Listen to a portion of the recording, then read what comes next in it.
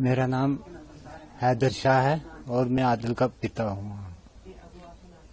आपको पहली खबर कब मिली कि आपका बेटा जो घोड़ा लेकर के गया था पहलगाम में वो अब आपके बीच में नहीं रहा?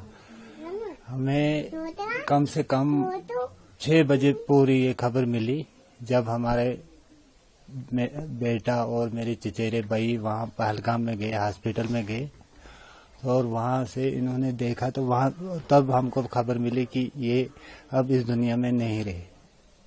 उन्होंने बोला हमको, जो यहाँ से उधर इसको ढूंढने के लिए गए थे। आप परिवार के सबसे बड़े हैं। हाँ जी। आपका बेटा इस पूरे परिवार को चलाता था, अब वो आपके बीच में नहीं है, कैसे संभाल रहे हैं आप अपने परिवार को? अभी बाद में देखेंगे क्या होगा।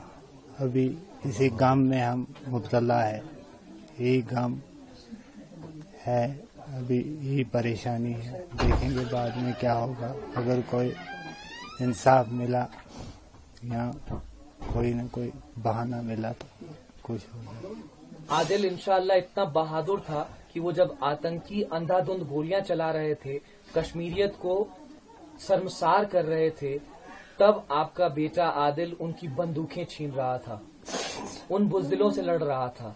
क्या कहेंगे अपने बेटे की शहादत के बारे में? बहुत फख्र है, बहुत फख्र है उसकी शहादत पे। उसकी फख्र के लिए मैं इस वक्त जिंदा हूँ, नहीं तो उसकी जवानी, उसकी शक्ल, उसकी ये देखकर मैं भी मर जाता। फिर उसी वक्त जब उसकी डेथ हुई तो मैं भी अपनी जान गंवा देता, लेकिन इस बहादुरी की वजह से मैं खुश हूँ और मेरी जान भी बच गई कि उसने और लोगों, सियाहों को बचाया, उन औरतों को वहाँ पे बचाया, उन बच्चों को बचाया। कुछ लोग उसकी वजह से बच गए, ये मुझे बहुत बड़ा नाज है उनका। जब आतंकी ये अंधाधुंध गोलियां चला रहे थे और आपके बेटे से आपकी आखिरी बातचीत फोन पर हुई थी जब वो घोड़े लेकर के गया था सुबह, उसके बाद? नहीं, उसके फोन नॉट रीचेबल था पहले, जब हम यहाँ से फोन करते थे। फिर बाद में 4 साढ़े 4 बजे के बाद उसका फोन ऑन हुआ। हमने सोचा कि ये अब नीचे जा रहा है, मगर ये पता नहीं था हमको कि इसकी डेड बॉडी नीचे जा रही। हमने सोचा कि ये अब निकल आया वहाँ से, क्योंकि वहाँ पे नेटवर्क नहीं होते हैं।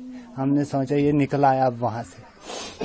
तो जब बाद में हम इंतजार करते रहे, जब शाम भी हो गई तो ये नहीं आया, तो फिर हम इस पूरे गम में मुब्तला हो गए।